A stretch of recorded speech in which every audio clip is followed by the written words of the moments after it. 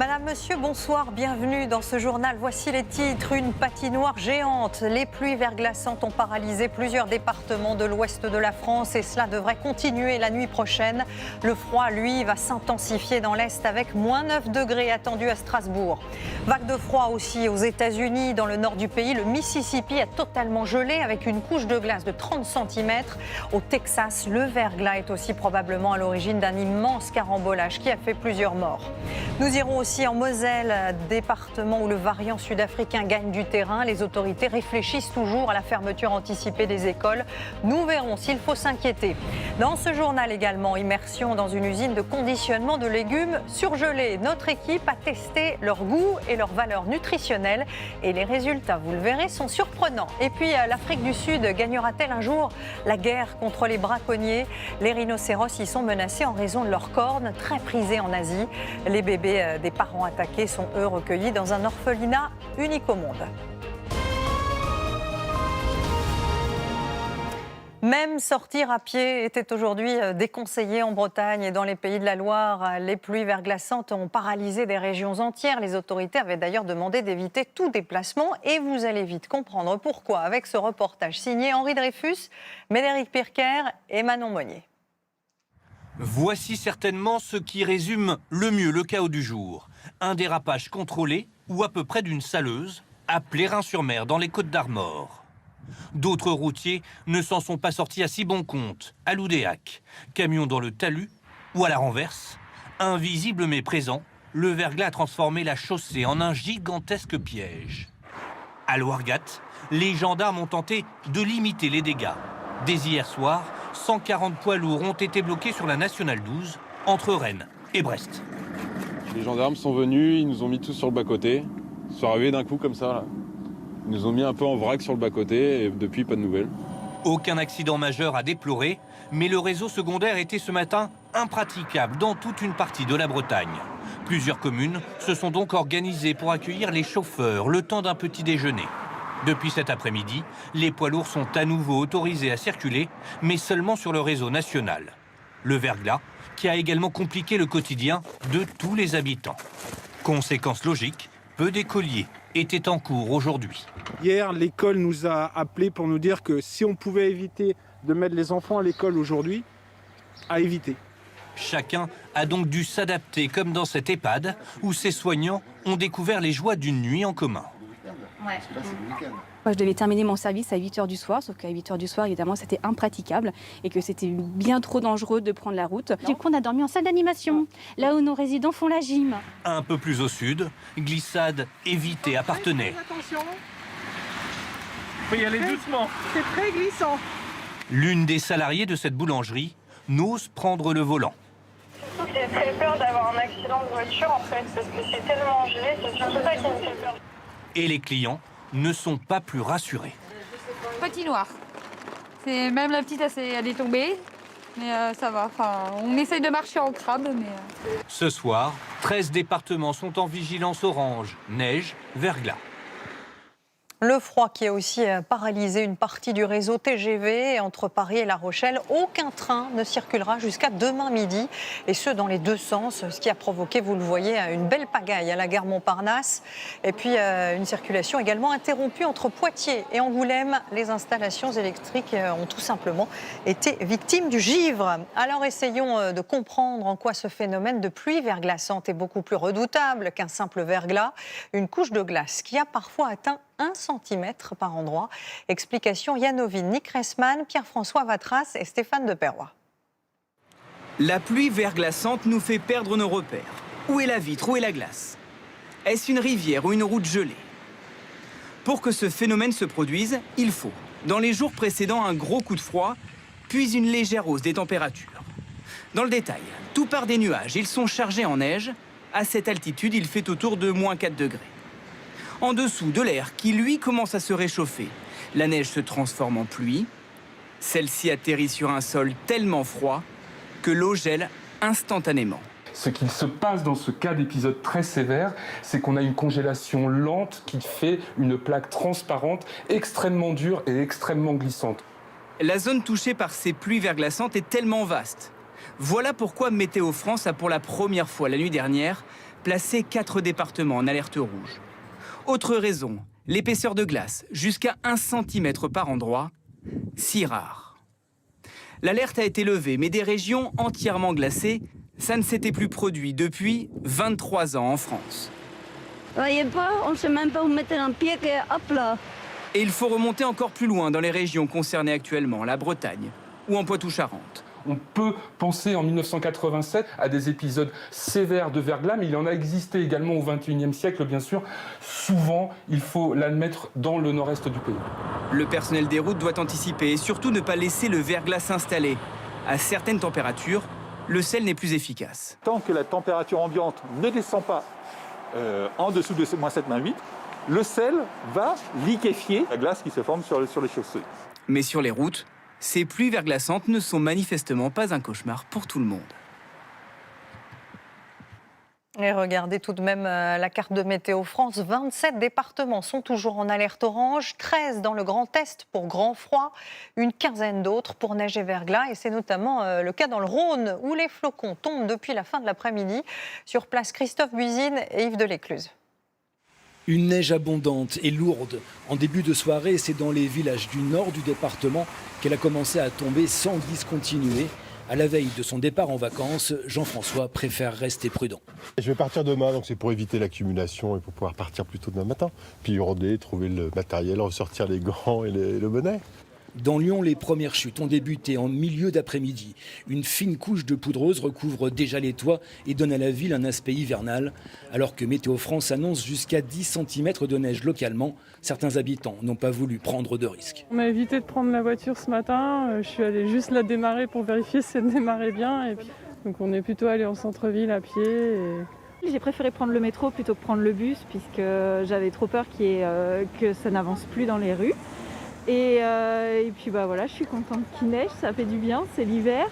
Dès 4 heures ce matin, les camions de la voirie ont arpenté les rues de l'agglomération. 300 agents mobilisés.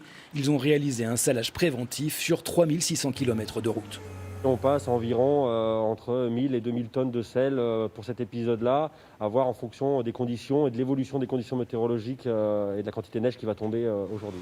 Un travail qui a porté ses fruits pour éviter tout risque de verglas. Les Lyonnais, eux, savourent l'arrivée de ces flocons en pleine période de vacances. Ça fait super plaisir et puis en plus demain c'est le week-end, alors j'espère qu'on va en profiter un petit peu. On ne peut pas partir au sport d'hiver, donc au moins la neige vient à nous. On va dire ça comme ça. J'adore la neige. Je trouve que les gens sont beaucoup plus apaisés, au moins pour le premier jour. Je suis contente de voir les flocons. Des chutes de neige qui doivent se poursuivre jusqu'à minuit avant un week-end froid et sec. Et puis un autre pays est aussi victime d'une énorme vague de froid et vous allez voir que cela relativise un tout petit peu ce que nous sommes en train de vivre. Le nord des États-Unis connaît en ce moment ce que l'on appelle un vortex polaire, un tourbillon d'air glacial qui descend du pôle Nord et qui a tout figé sur son passage. Reportage à Minneapolis, dans le Minnesota, signé Jérôme Garot et Mathieu Derrien. Regardez. Même le Mississippi s'est figé.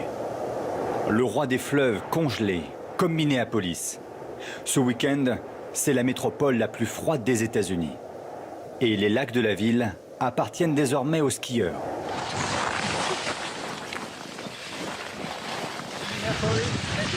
C'est comme ça qu'on part travailler à Minneapolis.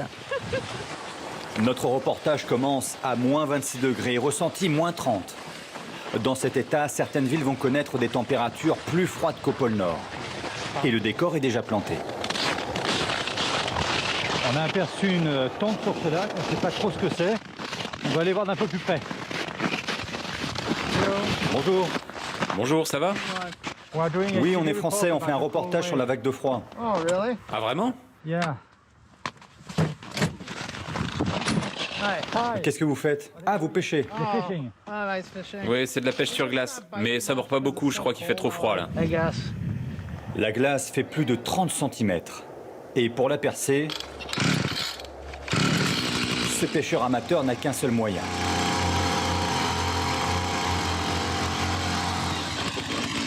Presque immédiatement, la glace se reforme.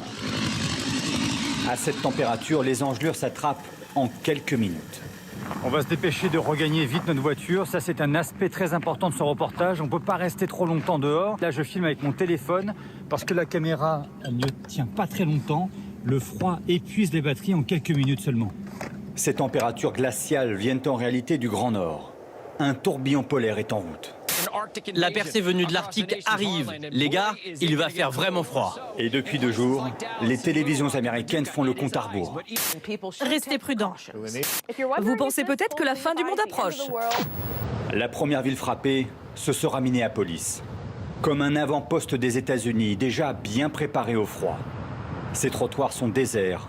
Depuis 50 ans, la ville installe ses passerelles entre les immeubles pour supporter les hivers rigoureux. Un réseau de 13 km pour se déplacer au chaud. Les promeneurs sont rares et n'ont pas le temps de s'arrêter. Ça, c'est doublé en polaire. J'ai aussi une chemise en laine avec manches longues et ma veste. Et ça va. T'es habillé comme un oignon. Ouais, je mets plusieurs couches de vêtements. Et vous devez toujours rester en mouvement? Ouais. Et il ne faut pas rester dehors trop longtemps. De bons conseils pour ce week-end. Le thermomètre va encore perdre 5 degrés. Et puis le verglas s'est aussi invité de façon beaucoup plus surprenante au Texas, dans le sud du pays, où il a provoqué, vous le voyez, un immense carambolage. Plus d'une centaine de véhicules sont impliqués. 6 personnes au moins ont été tuées. Catherine Gentil de Cancode et Adrien Ponsard. C'est une vitesse trop élevée sur une autoroute verglacée qui a provoqué l'un des pires carambolages de l'histoire des États-Unis.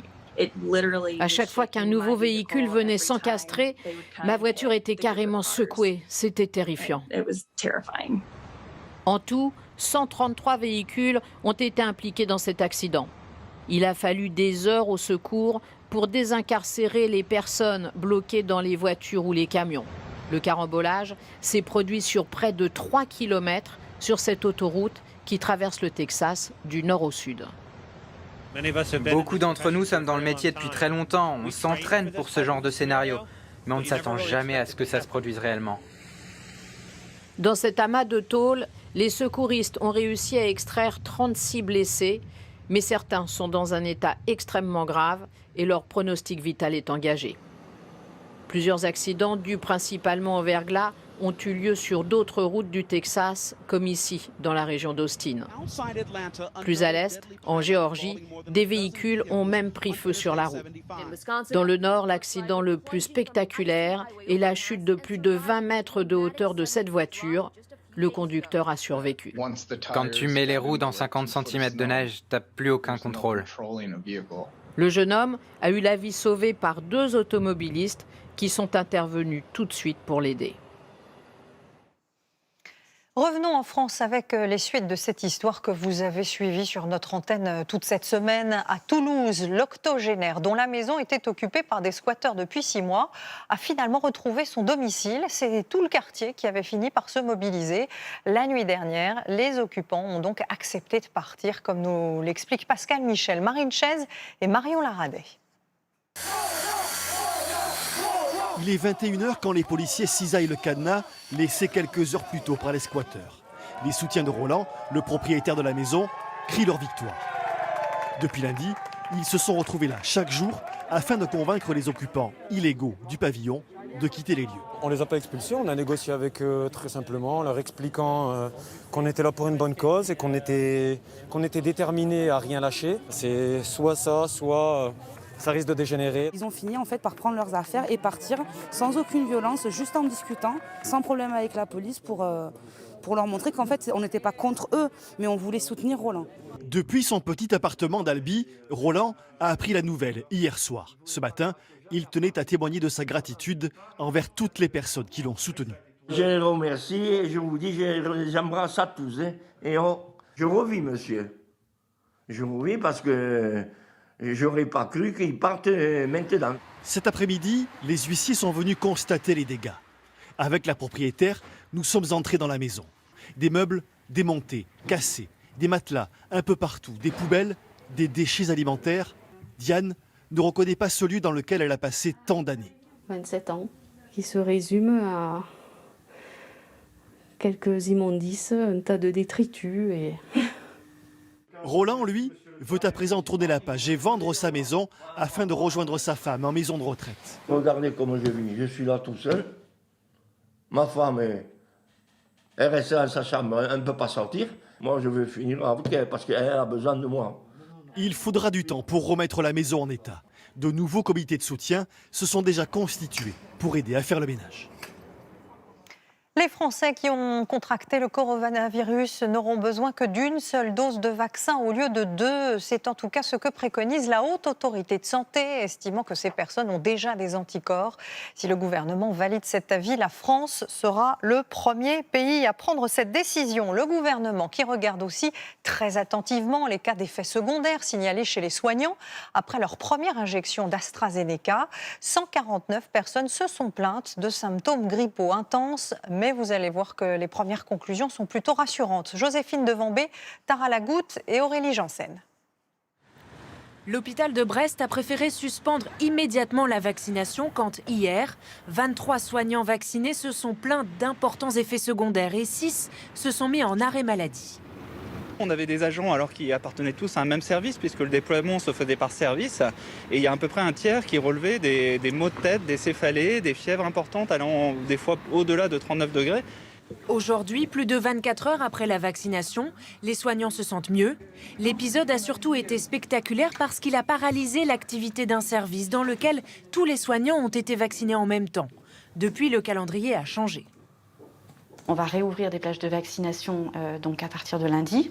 Il y aura une prise de rendez-vous des professionnels et le message qu'on va leur expliquer, c'est qu'on ne veut pas vacciner tous les membres d'une même équipe au même moment.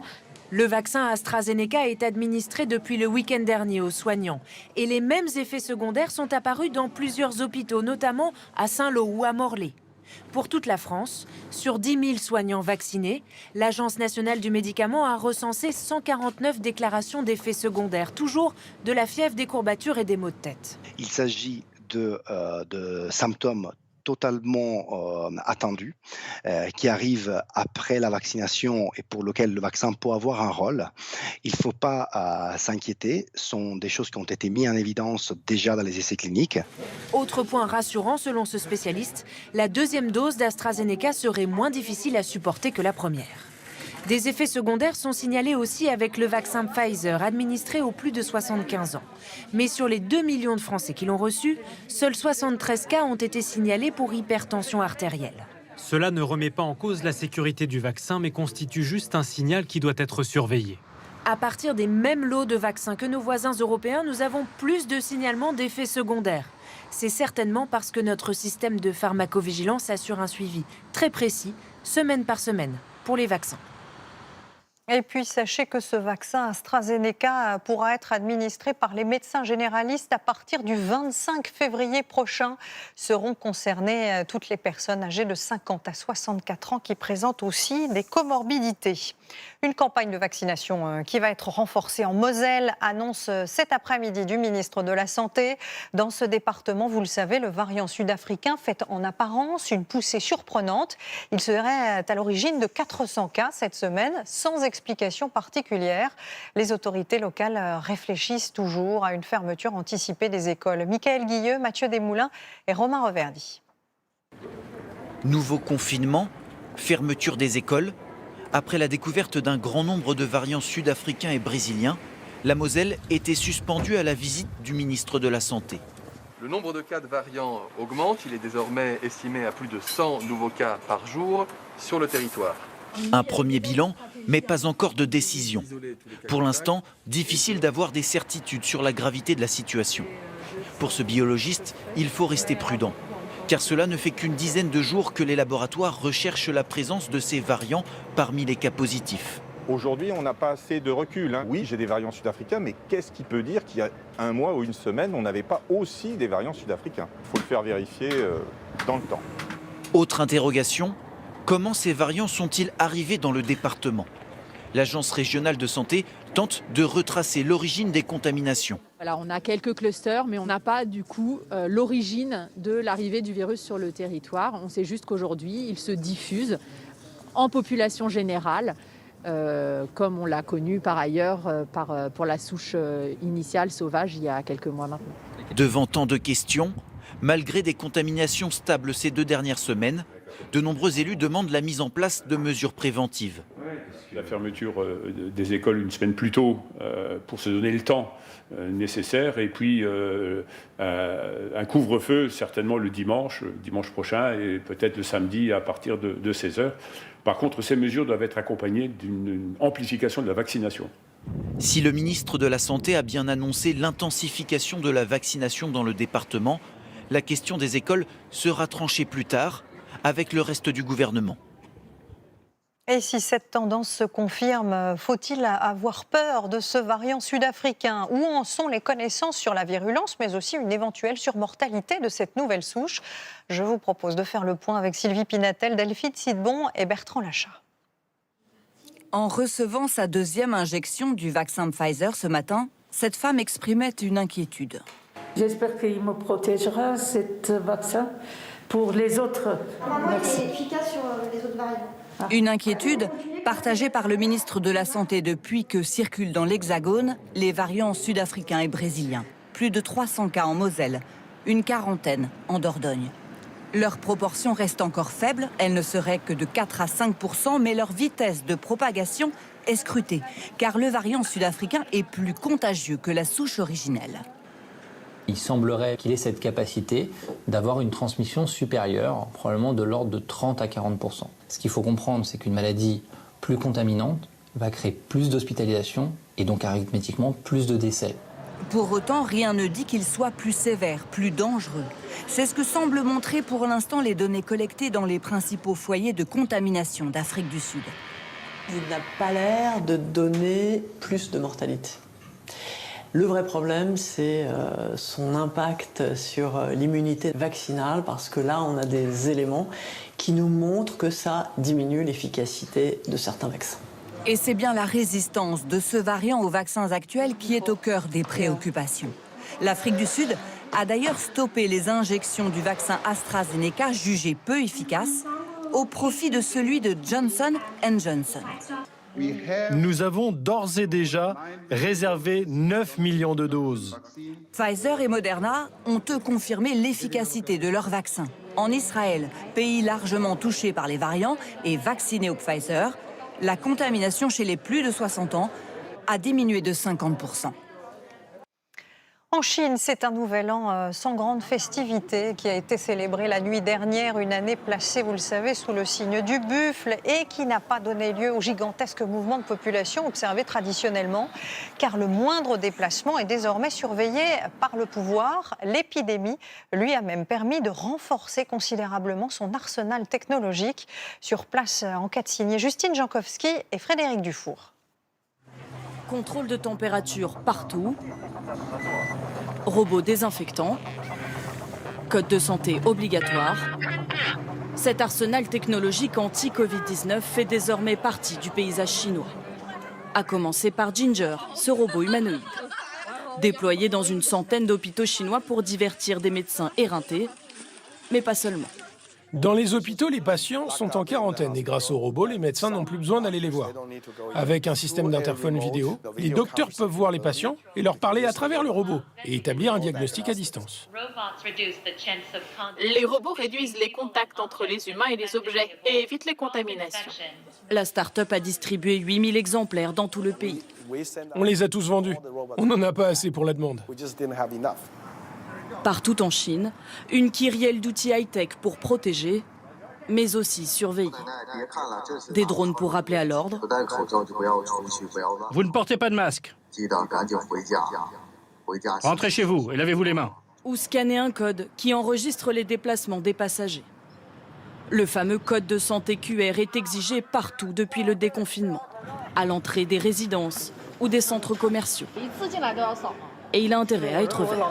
Si c'est rouge, ils ne peuvent pas entrer et je dois prévenir mon patron. Un nouveau sésame indispensable pour se déplacer. Ça marche pas, je peux entrer quand même? Je ne peux pas vous laisser entrer. Salué par les Chinois. On doit tous coopérer. Je ne sais pas trop comment ça fonctionne, mais bon, ça doit être utile. L'application enregistre en fait les déplacements des 14 derniers jours. Ici, elle sait que je suis allée à Pékin, Shanghai et dans la province de Canton. Code vert pour les zones à faible risque, jaune et rouge pour les zones qui rapportent un nombre élevé de contaminations au Covid-19. Pour accéder à ces informations, elle utilise mon nom, mon numéro de passeport et mon numéro de téléphone. Impossible de passer entre les mailles du filet. Cette semaine, on est parti en tournage dans différentes villes de Chine. Maintenant que je suis rentrée à Pékin, on va voir si j'arrive à scanner le code QR pour rentrer au bureau. Le système ne me laisse pas passer. Je dois renseigner au quartier près tous mes déplacements. Un contrôle de la population plébiscité dans ce reportage de la télévision nationale au centre de collecte de données de Pékin. Les compagnies de télécom analysent les appels, les messages et la data pour identifier les zones rouges et partager ces informations avec les administrations locales. Une surveillance massive dans un État autoritaire, rien de surprenant pour cette journaliste spécialisée dans les nouvelles technologies en Chine. Il est important de comprendre que le niveau de contrôle en Chine avant le Covid était déjà élevé. Votre téléphone est constamment connecté aux antennes des télécoms qui sont des entreprises d'État. Maintenant, ils savent où vous êtes dans la rue, mais aussi dans quel magasin vous êtes entré. Au total, les données de plus de 50 millions d'utilisateurs sont envoyées aux autorités. L'extension de l'aéroport de Roissy était un projet, je cite, obsolète. Déclaration hier de la ministre de l'Écologie, Barbara Pompili, qui a donc annoncé son abandon. Un 4e terminal qui ne verra pas le jour, mais au-delà des milliers d'emplois qui en dépendaient, certains regrettent déjà, vous allez l'entendre, une décision qu'ils jugent politique. Alors ce T4 va-t-il un jour manquer à la France? Élément de réponse avec Charles Divot et Cédric Even. Il devait faire de Roissy-Charles de Gaulle le principal hub aérien d'Europe. Le terminal 4 permettant de faire décoller à terme 450 vols de plus quotidiennement. Chantier pharaonique qui ne verra finalement pas le jour, le gouvernement préférant abandonner cette extension. Pourquoi une telle décision? S'agissait-il d'un projet obsolète?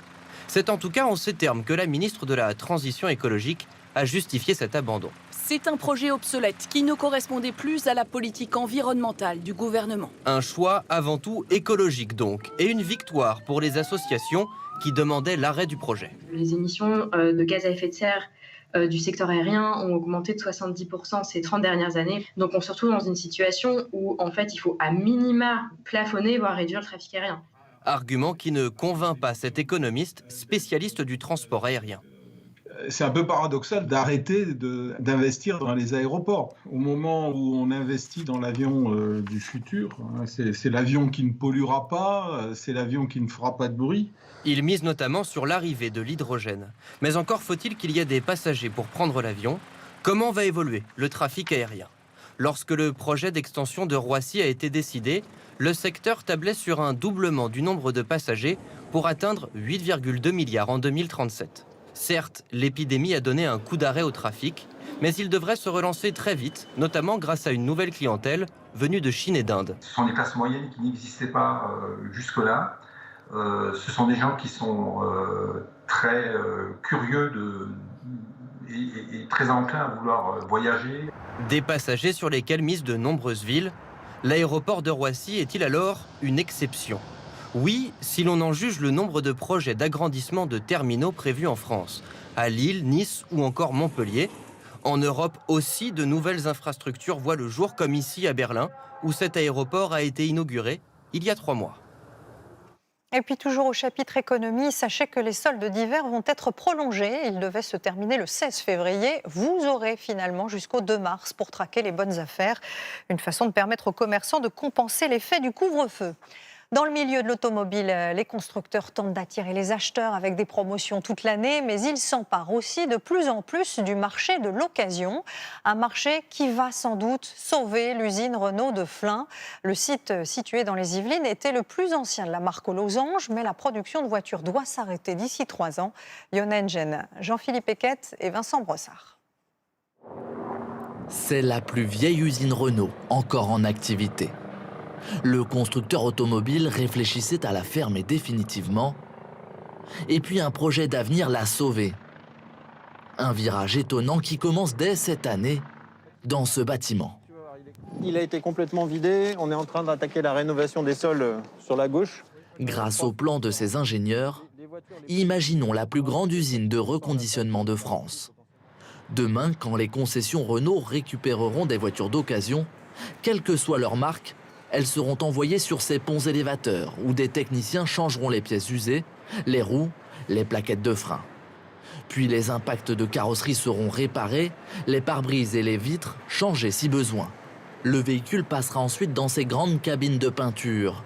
En 6 jours maximum contre 21 dans un garage traditionnel, la voiture sera nettoyée, contrôlée et passera par un studio photo pour séduire les acheteurs sur Internet.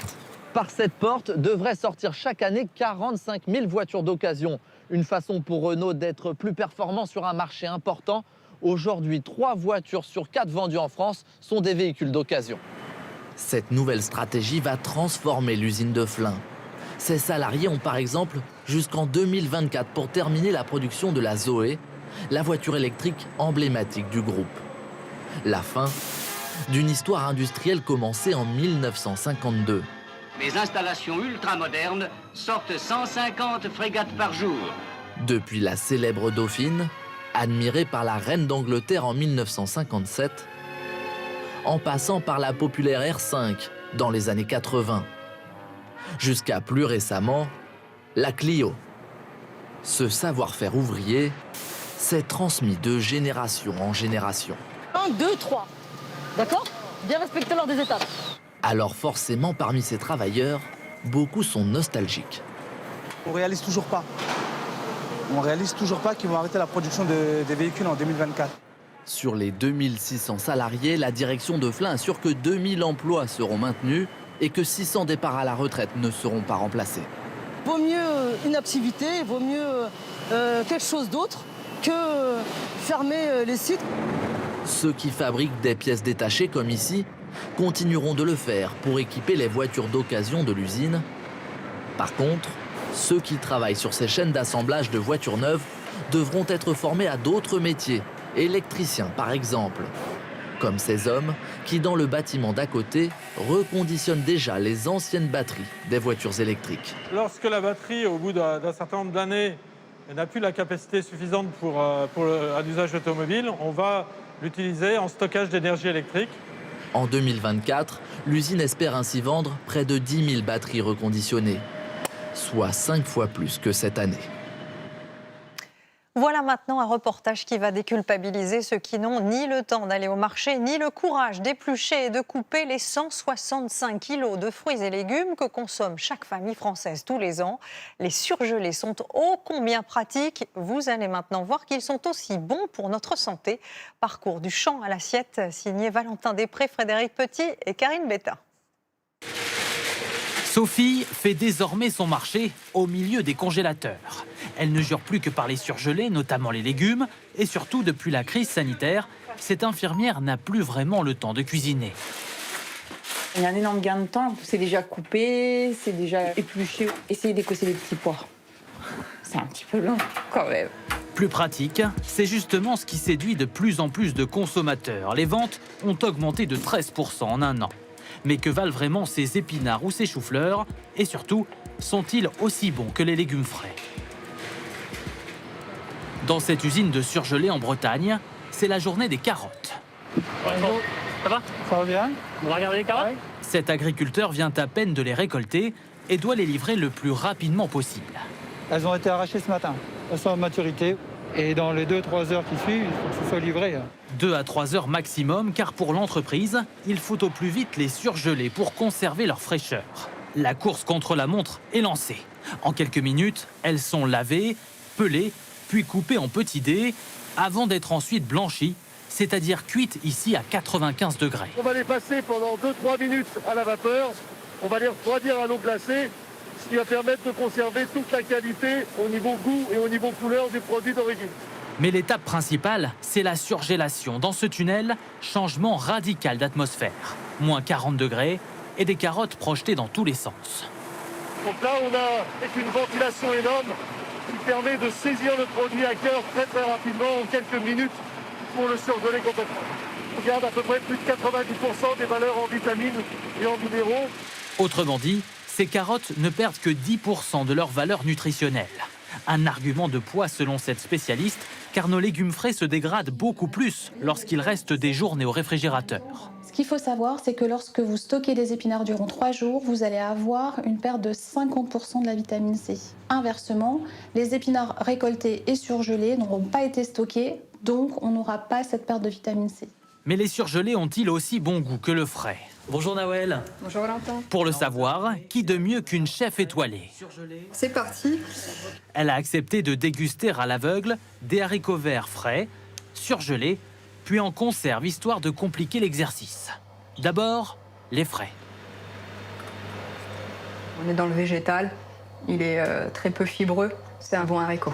Maintenant, les surgelés. Légèrement un peu plus fibreux, mais ça se joue de peu. Je pense que celui-ci, c'est du surgelé, mais c'est trompeur. Enfin, les haricots en conserve. Mou, sans texture, on sent au nez le vinaigre. Enfin, moi, ça me plaît pas, ça. Verdict, victoire du haricot frais, mais... Pour être objectif, je peux pas dire que le surgelé était mauvais. Le rapport qualité-prix est donc intéressant. En supermarché, ces haricots surgelés ont coûté 2 fois moins cher que les haricots frais. Nous allons maintenant vous raconter une belle histoire, celle d'un tableau volé il y a 2 ans qui va bientôt retrouver son musée. Le port de La Rochelle du peintre pointilliste Paul Signac s'apprête à revenir à Nancy après avoir été retrouvé totalement par hasard en Ukraine. Esther Lefebvre, Alice Bacot et Laurence Claude-Pierre. C'est un retour à bon port, sous escorte policière, au terme d'un long et mystérieux voyage. Dans ce banal carton, un chef-d'œuvre estimé à 1,5 million d'euros, volé il y a 3 ans dans ce musée de Nancy. Le trauma est encore là, je pense, et ce retour de l'œuvre est une excellente nouvelle pour tous. Le vol s'est fait en un clin d'œil, très vite et très discret. Ce tableau du pointilliste Paul Signac s'intitule Le port de La Rochelle. Il disparaît le 24 mai 2018 dans le musée des Beaux-Arts de Nancy. Après des repérages, 3 Ukrainiens entrent par la porte principale, en plein jour. L'un d'eux décroche le cadre, découpe la toile, la roule et la cache sous son imperméable. Introuvable pendant 1 an, l'œuvre réapparaît à 2400 km de là, à Kiev, en Ukraine, lors d'une perquisition dans une toute autre affaire chez un homme soupçonné de meurtre. L'Ukrainien chez qui la perquisition a été effectuée va de lui-même d'ailleurs signaler aux policiers l'existence de ce chef-d'œuvre parce qu'il ne voulait pas que cette œuvre soit mise au rebut. Un malfaiteur amateur d'art dont l'aveu a permis cette restitution aujourd'hui à Nancy. Il faisait partie d'une bande très organisée. À la même période, lui et 3 complices ont subtilisé 4 autres tableaux sur le sol français, dont un Renoir. Des vols, semble-t-il comme souvent, sur commande.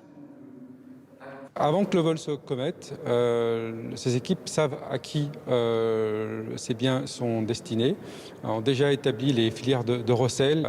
Donc c'est toute une logistique qui se prépare bien avant que le vol soit commis. Avant de retrouver le regard du public, cette œuvre sera restaurée. À Nancy, tous espèrent qu'il sera prêt pour la réouverture des musées. Allez, on vous emmène à présent en Afrique du Sud, un pays qui concentre 80% de la population mondiale de rhinocéros. Des animaux traqués par les braconniers pour leurs cornes très prisées en Asie. Les autorités, elles, vous allez le voir, font tout ce qu'elles peuvent pour préserver cette espèce aujourd'hui clairement menacée. Un reportage signé Liseron Boudoul et Irina Fourni. Leur journée commence à l'aube. Les rangers de la réserve de Dinokeng sont prêts. Uniforme kaki, mitraillette semi-automatique. C'est parti pour la patrouille anti-braconnage. Car dans ces réserves sauvages d'Afrique du Sud, les braconniers pourchassent et tuent les rhinocéros pour leurs cornes. Cette corne, si recherchée en Asie pour ses supposées vertus aphrodisiaques. C'est la marchandise la plus chère sur Terre en ce moment. Une corne de rhinocéros de 1 kg, c'est plus cher que 1 kg de cocaïne ou 1 kg d'or. Une seule corne peut rapporter jusqu'à 90 000 €. Les gangs de braconniers sont de plus en plus organisés pour échapper aux rangers. C'est assez dangereux puisque les braconniers sont armés et ils se cachent derrière ces buissons très très denses. C'est une vraie guerre. Ils les veulent, ces rhinos. Et quand les braconniers s'infiltrent dans ces parcs, Regardez ce qu'ils font, les braconniers. Ils utilisent ces câbles métalliques. pour faire des pièges, comme celui-ci. Quand les animaux avancent, ils se font prendre au collet et le câble se resserre sur leur cou. Ce matin, ce n'est pas un rhinocéros, mais un zèbre que les rangers retrouvent là, étranglé. Il est tombé dans le piège. Oh my God. Les braconniers n'ont même pas eu le temps de le récupérer. On va continuer à chercher les rhinos pour voir s'il y en a qui se sont fait piéger ou tirer dessus. Des milliers de rhinocéros ont été massacrés ces dernières années en Afrique du Sud, comme le montre cette vidéo. Image poignante d'une mère rhinocéros abattue, décornée, avec son petit à côté d'elle. De plus en plus de jeunes rhinocéros se retrouvent sans leur mère. En route vers le nord du pays, au bout de cette piste de terre rouge, un orphelinat pour bébés rhinocéros. L'adresse doit rester secrète pour préserver les animaux. Dummies, come! Yolandi, la soignante, appelle les tout-petits. Ils ont à peine 1 an, mais écoutez bien ce son.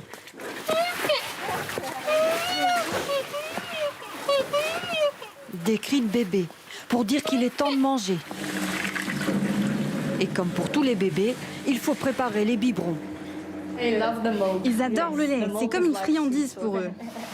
De la poudre de lait avec un peu de riz complet bouilli. Ça sent bon, hein? Oui, oui. On leur donne tout ce qu'il faut pour leur croissance. On fait du mieux qu'on peut. On ne peut pas remplacer leur maman, mais on essaye. Quand ces petits rhinocéros arrivent ici après le massacre de leur mère, ils sont tous en état de stress. Mais ils s'habituent vite à la présence humaine. Lui, c'est Mapimpi. Les braconniers ont tué sa mère. C'est pour ça qu'il est là maintenant. Il avait à peine 7 jours. Amelia avait 3 mois quand elle a perdu sa mère. Elle était très déprimée. Elle a marché toute seule durant plusieurs jours avant qu'on la trouve. Elle était si traumatisée qu'on a dû lui donner du Valium. Ici, les rhinocéros ont aussi leur chambre et leur matelas. On ne les laisse jamais seuls. On les lâche jamais des yeux pour être sûr qu'ils vont bien. Même durant la nuit? Oui, même la nuit. À 5 ans, ces animaux seront à nouveau relâchés dans la nature. Harry est le fondateur de cet orphelinat qui fonctionne grâce à des dons privés. Son objectif, c'est de sauver le plus de rhinocéros possible. C'est comme si vous combattiez contre l'argent ou contre les trafics de drogue. Comment stopper ça? Il y a tellement d'argent en jeu. C'est ça le problème. On a vraiment besoin de l'engagement des gouvernements. Il reste quelques 25 000 rhinocéros sur Terre, dont 80% en Afrique du Sud. Mais au rythme où vont les massacres, les rhinocéros auront sûrement disparu dans une vingtaine d'années.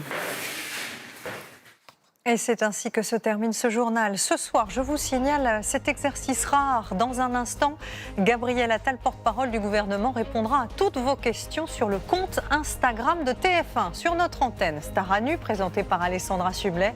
Je vous souhaite une très belle soirée et je vous dis à demain.